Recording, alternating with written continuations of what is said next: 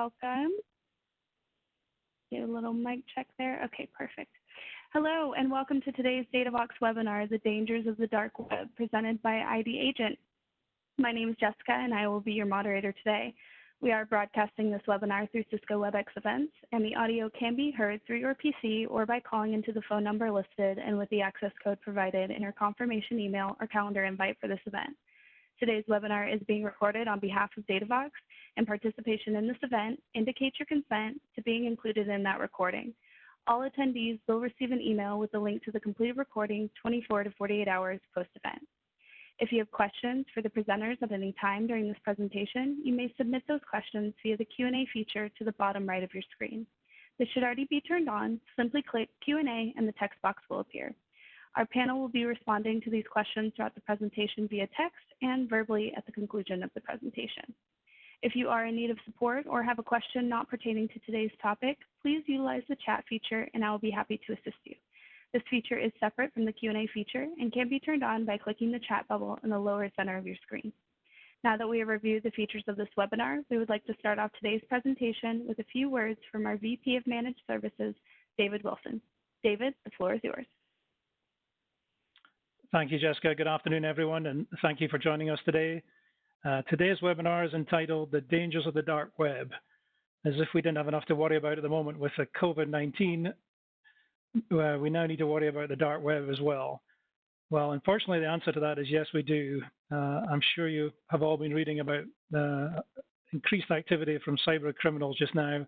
They've all been stepping up their activities, and as many of you know, the dark web is where a lot of these criminals go to sell their information and any credentials they've stolen. So it's probably more important than ever that we know what the dark web is and are monitoring that. So I'm very pleased today to have Leah and Natasha from ID Agent here to tell us more about what the dark web is and how they can help us monitor it.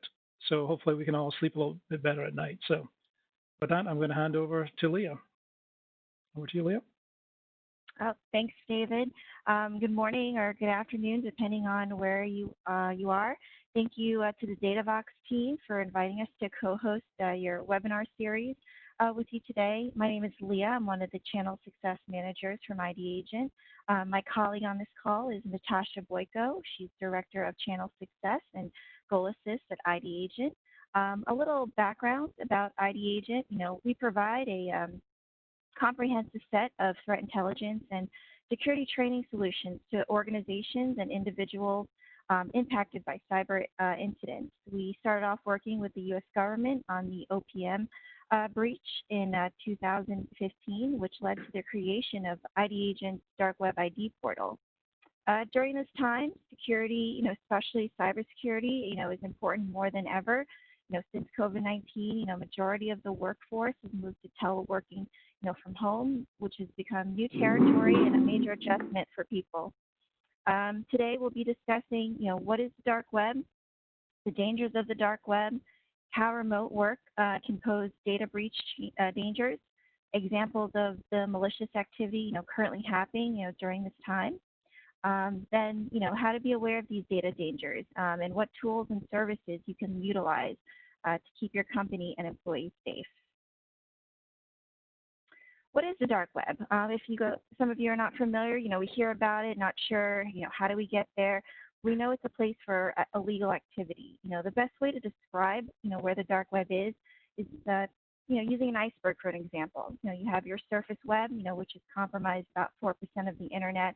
This is where you are more familiar with, your Google, your Facebook, LinkedIn, retail and company sites. Then you have your deep web, comprised of 90% of non-searchable data, webmail, online banking. Hey, Leah, sorry to interrupt you. I don't think we can see your screen. Oh, I'm so sorry. That's okay. Let's see here. Oh, you there see you it now? Perfect. Thank you. Yeah, thanks. My apologies. Let's get into it too. Then we have your deep web, comprised about 90% of non-searchable data, webmail, online banking, restricted social media pages and content. Finally, we have the dark web, which is 60% of the internet. That is which is intentionally hidden. Which can't be accessed through any web browser. You do need a Tor system to enter into the dark web. So this is where most of that illegal activity does occur. So the dark web is like the surface web, like your regular internet, in the sense that it has its own version of, eBay's, Amazon sites, little chat rooms, forums, selling people's information, such as credit card numbers, compromised credentials, and other data, other personal data. They are selling this information and receiving reviews, on the stolen data. If you're a 5-star hacker, you definitely have credibility in the space.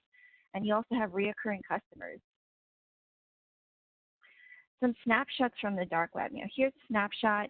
It's crazy what can be found that cyber criminals are selling. This is a posting selling the Kansas voter database with about 1.8 million voter information, which includes full name, address, phone number, date of birth, gender, voter status. This year is an election year, and some states are moving to online voting, due to the COVID situation. This can be a big risk. Cyber criminals can take this information and, sell it here, as you can see.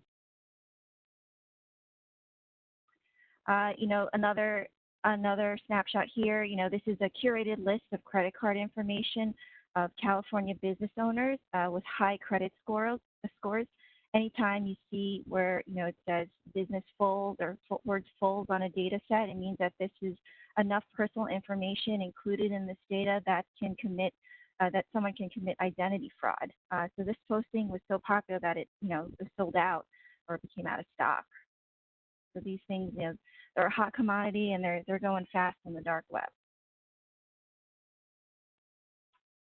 Yeah, so one of the other things that we wanted to do was just give an update on how cyber criminals are not only taking advantage of the current situation and of a population that is suddenly very vulnerable, but also how they're just stepping up their game. So ransomware is something that is not new. I'm sure most of you are familiar with what ransomware is, and it's essentially cyber criminals stealing your data and then using that essentially holding it ransom. So requesting money in lots of different forms in order to get your data back. And what we all know is that most of the time you actually don't even get your data back if you pay the ransom. So it's kind of a lose-lose situation for businesses. But what we're starting to see, and this is escalating towards the end of last year, and we're seeing it happen more and more now, is that cyber criminals are now looping this in with some public extortion. So stealing your data and kind of taking, creating that downtime for you and taking your information. And then if you come back and you say, nope, I'm not going to pay this ransom, I've got a backup plan in place, I'm not going to do this. They take it a step further and they're actually saying, all right, fine, if you don't want to pay me the money, I'm going to go ahead and just post all of this data that I've stolen on the dark web anyway, just to publicly extort you. We're seeing this with TravelX, which is a online currency company where all of that data was just shared. It was confidential financial information, and they, were publishing this solely for the purpose of just harming this company.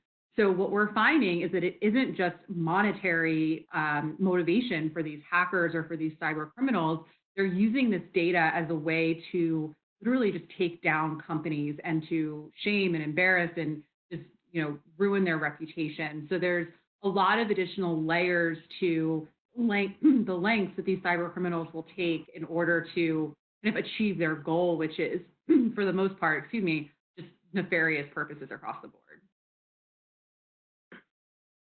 And this is another one. So, something else that has popped up in terms of ransomware. So the idea of ransomware as a service, right? So you can get everything as a service these days, particularly from different software and technology. We're seeing that cyber criminals are now offering ransomware as a service. So you can sign up with one of these providers. It's $100, $200 a month. You get this really great clean dashboard view where you're adding in your targets. So the different individuals or companies that, as a lowly cyber criminal just trying to start my business here, I want to target. Then you take the campaigns basically from this company, and they're pre-made, easy to send out, and then you start collecting the ransom back And you've got this great dashboard view that you can see who's paid the ransom, who you're still waiting on. So again, just this idea that, the dark web used to be this kind of mysterious, dangerous, you're not really sure what happens, you're not really sure what information is being exchanged. And now it's evolved into a highly sophisticated marketplace and business where you're actually able to make these transactions and have these services just like you would if you were a legitimate business. So, the scary kind of takeaway and message there is that, it isn't just the kid in the hoodie in the basement anymore.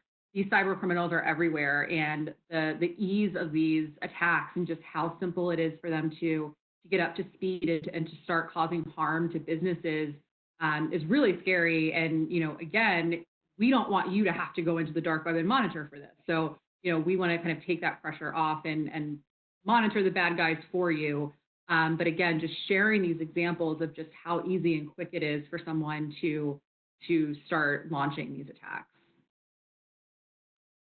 Yeah, and to piggyback off what Natasha said, these cyber criminals, they're putting out job postings. They're recruiting people, with design or engineering system experience to work, promising a payout of over $700,000.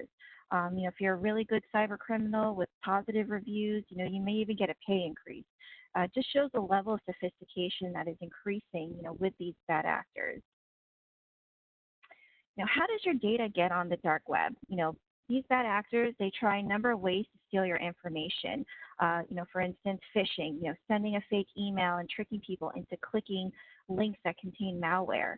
Malvertising, placing malware on advertising ads that you may think is legit and safe, but it's really not.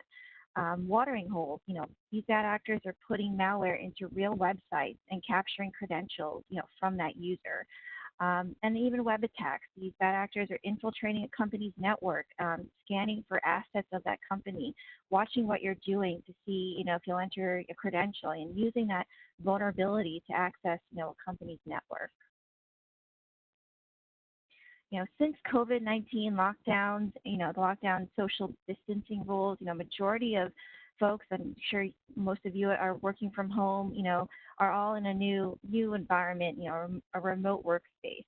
So with that, some of the dangers there's some dangers in cybersecurity issues that come with that, such as insecure Wi-Fi network, swapping data from a personal device to a work device.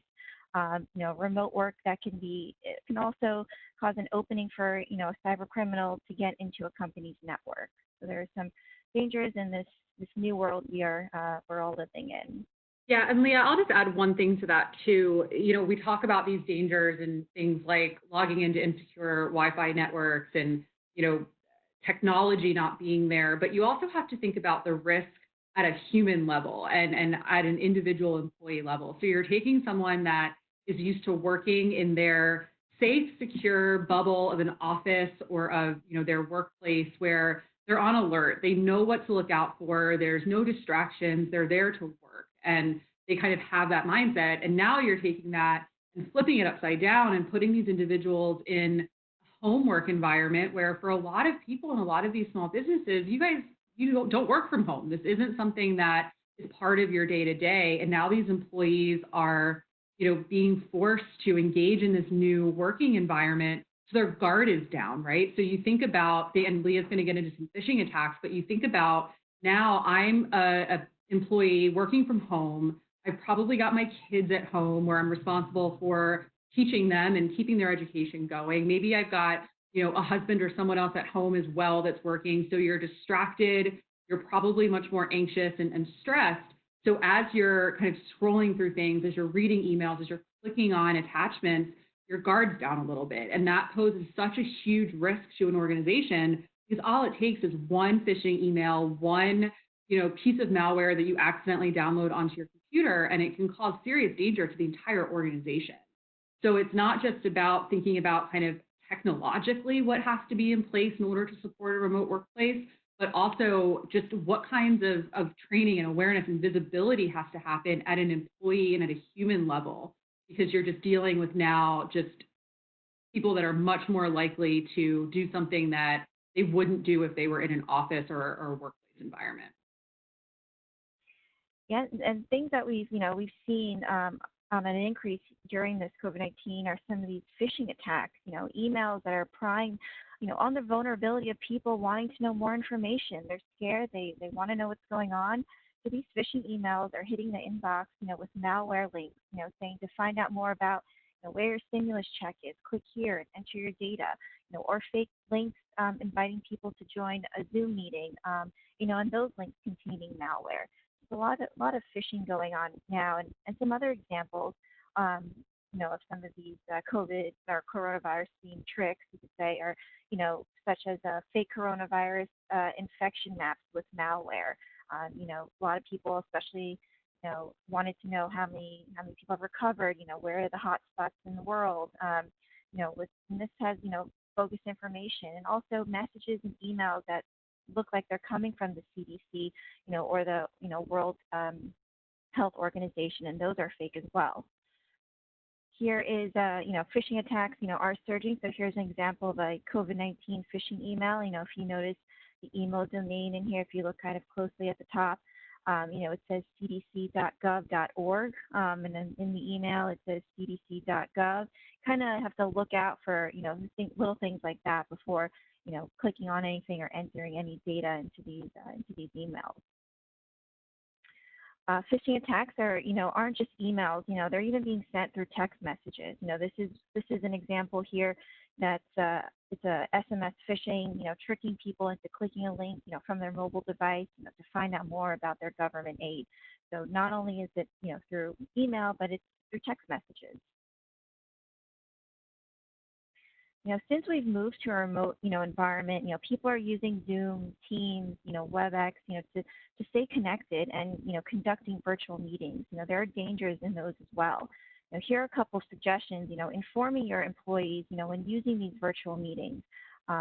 Use a waiting room so you can control who comes into your meeting. Have everyone introduce themselves so you know who's on the call. Having control of screen sharing, having people ask permission to share their screen with you. If you're presenting, make sure to hide any other company tabs or spreadsheets, that have sensitive information that shouldn't be seen. Change meeting room passwords frequently so that, nobody memorizes it or comes into a room while you're on a meeting. Tips to follow, to protect your data and employees. A couple ones to highlight here. These are the 10 tips to keep cyber criminals out while coronavirus keeps you in. One of them, get the facts. Use information from reliable sources. Think twice about clicking on links. Encourage safe password practices. Don't write passwords on sticky notes. I know some of you are guilty of this. I know I have been. Have a dark web monitoring system in place. Ask for help. Consult a security expert. To plan, effective strategies and get innovative solutions in place for your company. Education is also key. Informing your employees how to identify a phishing email. Now that we have to all, wash our hands for at least 20 seconds, we should take the time, take 20 seconds to read an email, see who it's coming from. Notice the detail in those phishing emails. Are there grammar errors? Is there a sense of urgency to act on something? At the end of the day, it's always best to contact the person if you think this, may have come from. There have been, these CEO phishing emails, and emails, that you thought come from your CEO at requesting to buy gift cards or, withdraw money and, transfer it to this bank, and they've all been fake. And, if you're not sure, ask the question. Make sure you find accountability. With this, some simple steps and the right tools, you can protect your company employees. Increase password security. Educate on what a phishing email looks like. Stay alert. Beware of the captive vulnerability zone. Those free hotspots or Wi-Fi, that other people have access to.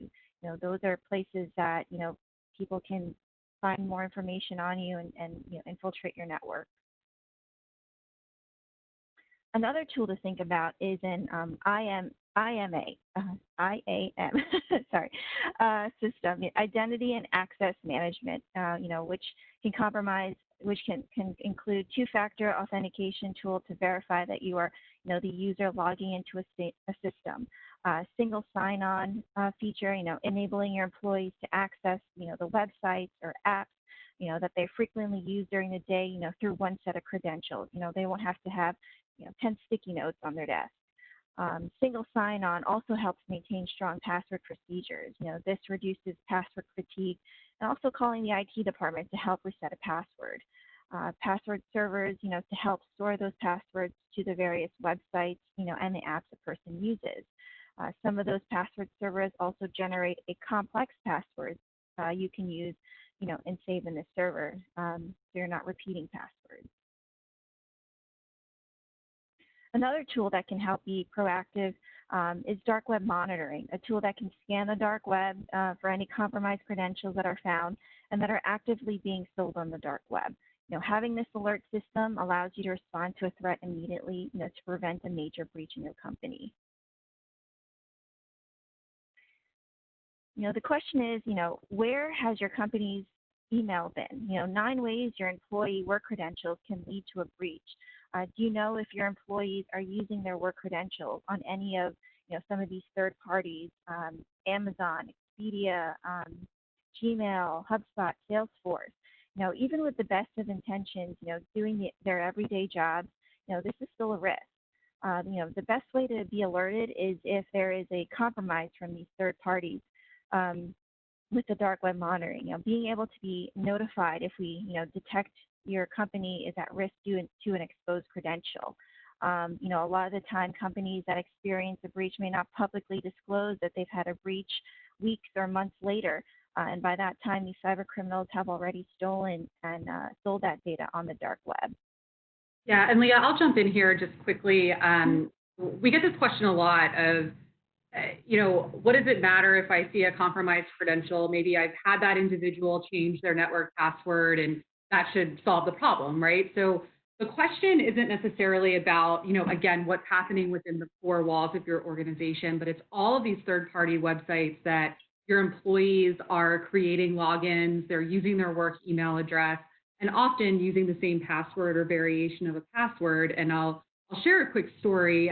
So I was meeting with a partner of ID Agents earlier this year, and he's a solutions provider, and he was going to sell dark web monitoring and a whole cybersecurity suite to a small business. And he ran a dark web scan, and the team is going to talk about opportunities for you to get access to your own personal scan, but ran the scan, and as the business owner was looking at the results, she saw that there was an employee there that had been fired 2 years ago at this company. It was I don't remember what type of company it was, but a small to medium-sized business.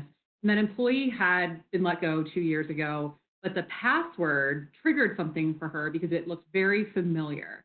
So what they kind of uncovered was that when this employee was terminated, part of their offboarding procedure was to just write down all of the passwords that she had been using to log into various applications to, for her function in the company.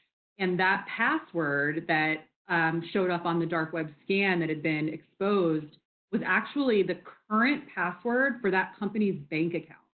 So what they did there in the meeting during the middle of all of this is they logged into the bank account using that password that showed up on the report. It was active, got them right in the door to the bank account, access to millions of dollars, credit lines, everything financially keeping this company running.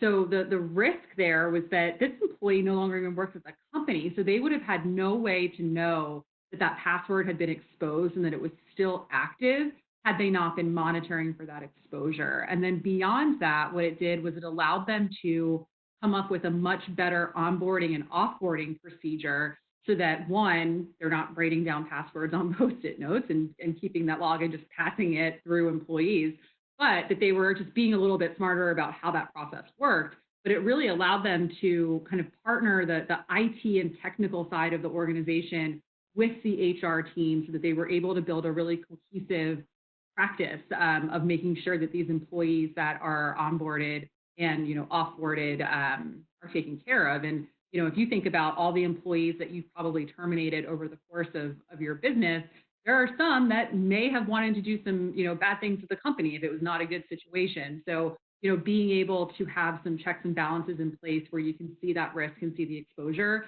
can potentially save your organization.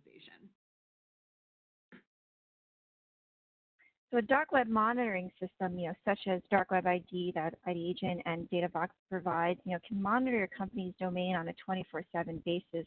If any compromise is found on the dark web, and show you the passwords that have been found associated with compromised, email address, and also showing you if there's any personal identity information, first name, last name, home address, phone number, bank routing number, social security, things of that nature.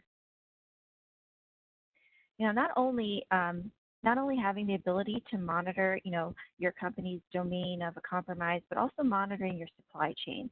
So those third-party vendors that you partner with and that has, a hand in your business, monitoring their domains, for compromises and vulnerabilities. For example, if you guys heard of the Target breach that happened in 2013, hackers logged into Target's network, using credentials stolen from Target's HVAC partner, which they stole through a phishing email. These hackers were able to upload malware program, onto the Target's payment and security system, and remaining undetected during that time. About 110 million customer credit card and personal information was stolen in that breach. This breach cost Target nearly $300 million. If you're able to monitor, third parties for compromises or vulnerabilities, that will help prevent, a breach within your own network. You know that your network's secure, but do you know the networks that you're working with? The partners or the, third parties that you're working with, are they secure? Question to ask yourselves. Yeah, and one just quick point to add here too. I mean, we share this example of Target because it illustrates perfectly how your supply chain and your vendors can be a risk to your organization. But one of the things to just point out is Target is a massive company. Obviously, we're still talking about this 7-8 years later.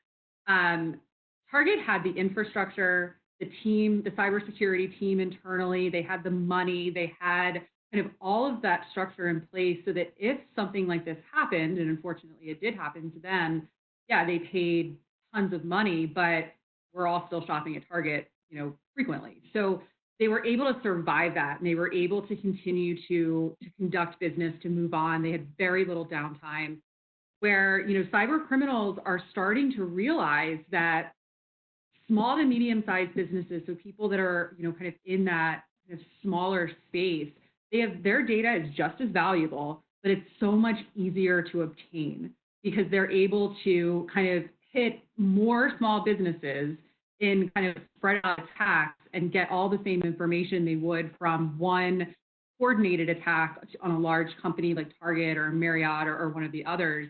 And this is sad, but what cyber criminals like about that is these companies are much more likely to go out of business. They're much more likely to have to shut their doors because of these attacks, because they don't have hundreds of thousands of dollars lying around to be able to handle an attack like this, or they don't have the staff, or they don't have the infrastructure.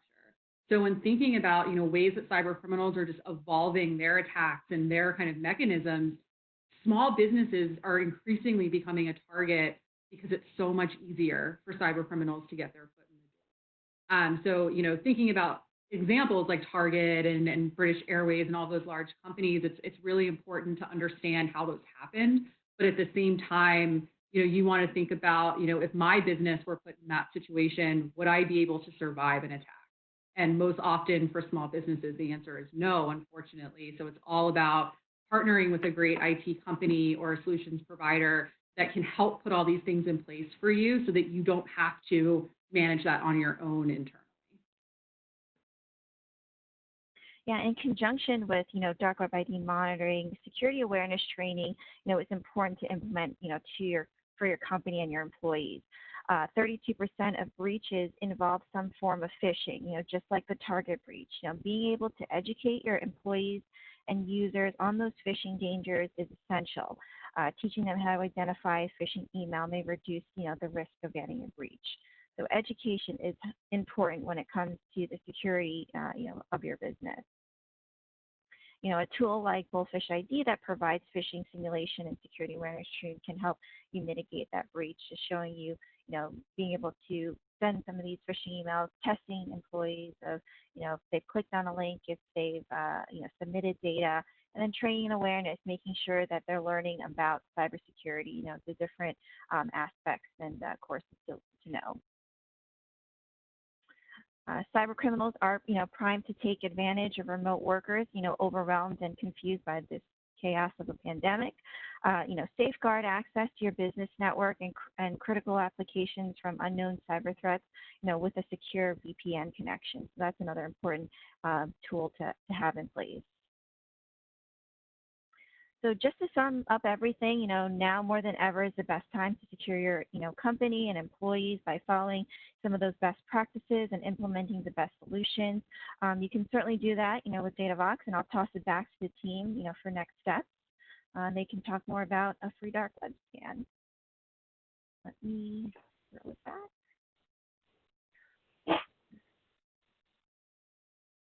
All right, throwing it to you, Great. Derek.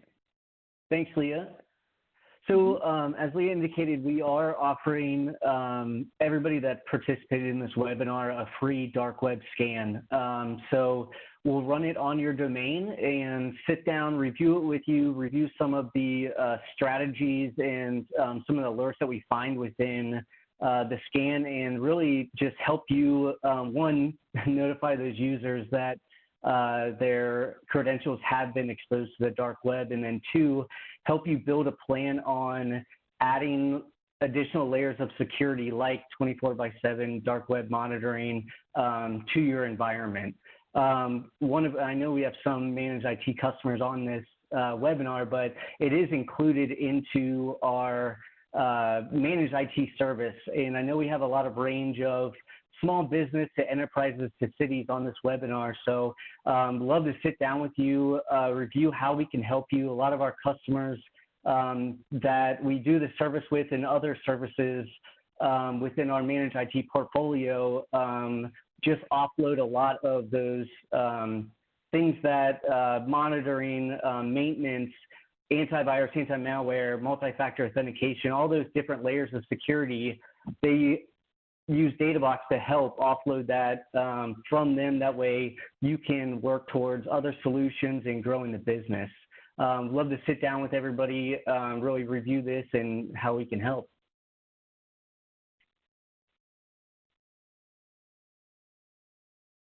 Sounds good. Thanks, Derek. We do have quite a few questions coming in. I think we've answered some online, but I wanted to share a few here. This is kind of something I was thinking about. Is it safe to assume that all our personal data is compromised? So I'll jump in. I think it's very safe to assume that your credentials in one way or another have been compromised. I wouldn't go as far as to say, all of your data, thinking about like financial and another PII. One of the concepts that we talk about a lot is this concept of zero trust. So essentially, it's thinking about your framework of cybersecurity under the assumption that everyone's credentials are already out there.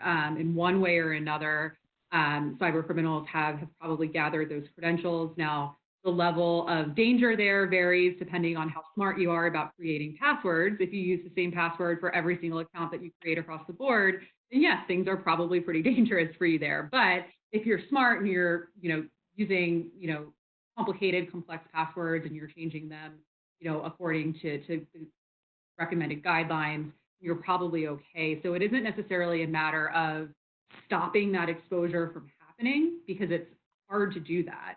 But what you can do is increase your visibility and increase awareness around what credentials have been exposed. Are you changing the password quickly once that exposure happens? Are you taking necessary actions to just secure those accounts?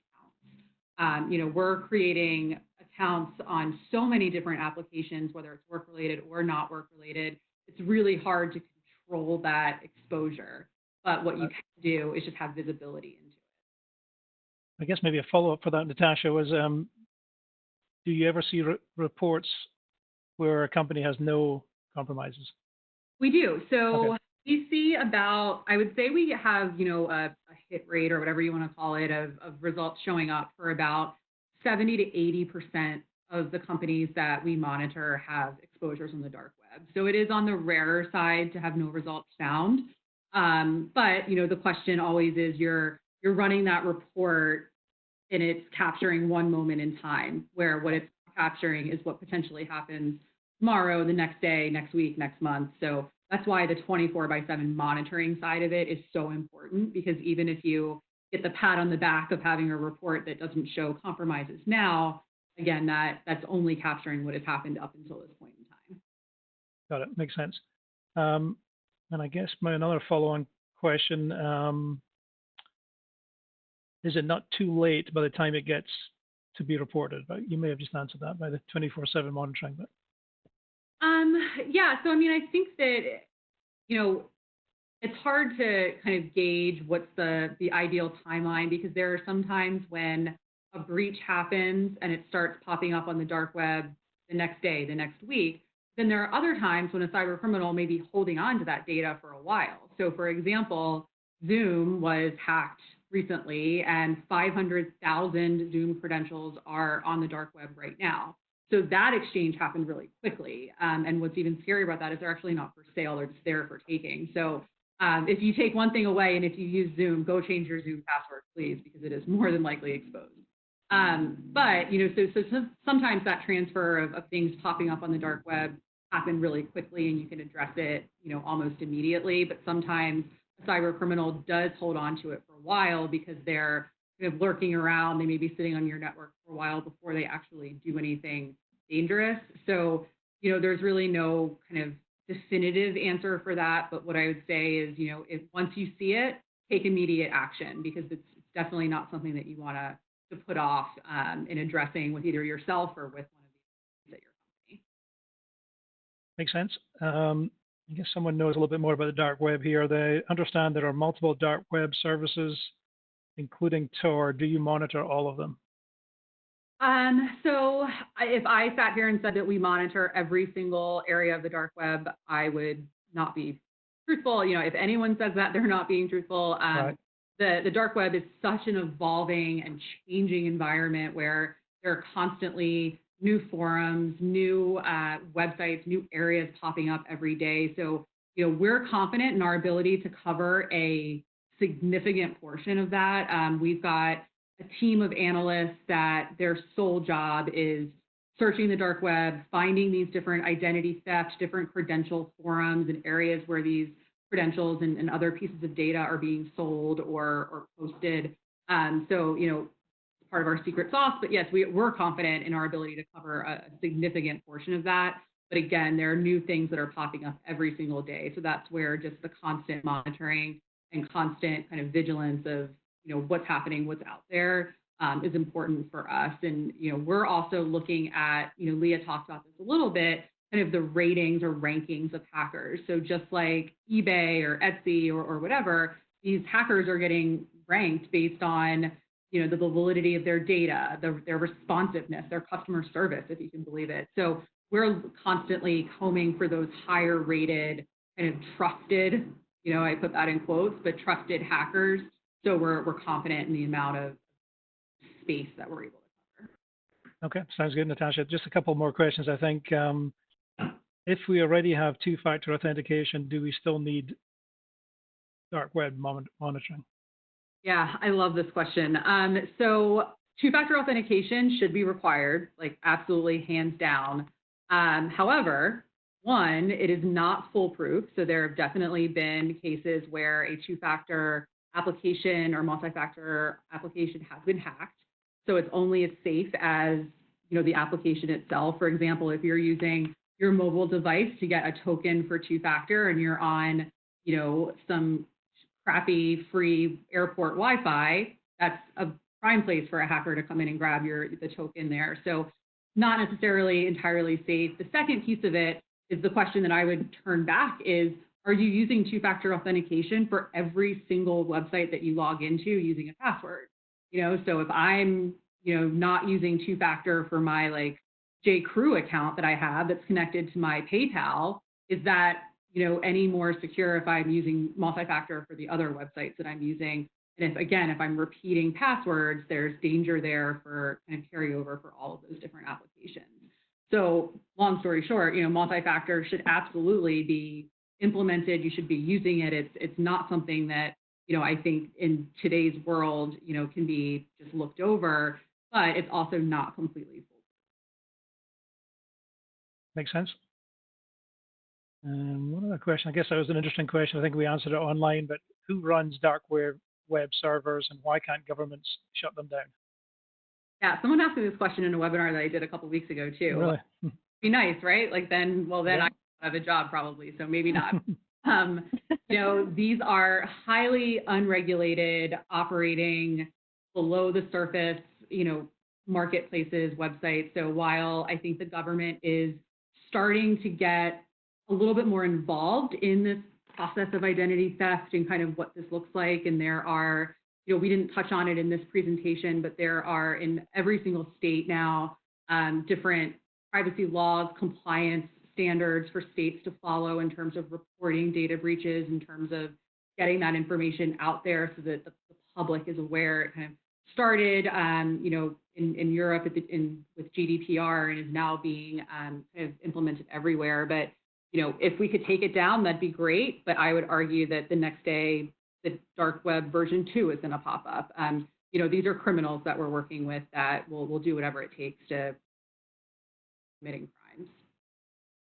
Sounds good. Well, I think we might be running out of time a little bit, Natasha, but appreciate your presentation, Leah and Natasha. Thank you both very much. And as Derek said, we'll be reaching out to everyone that attended to give them your free dark web scan and tell you a little bit more about the services and the costs involved in that. So with that, I'll hand you back to Jessica. Thank you.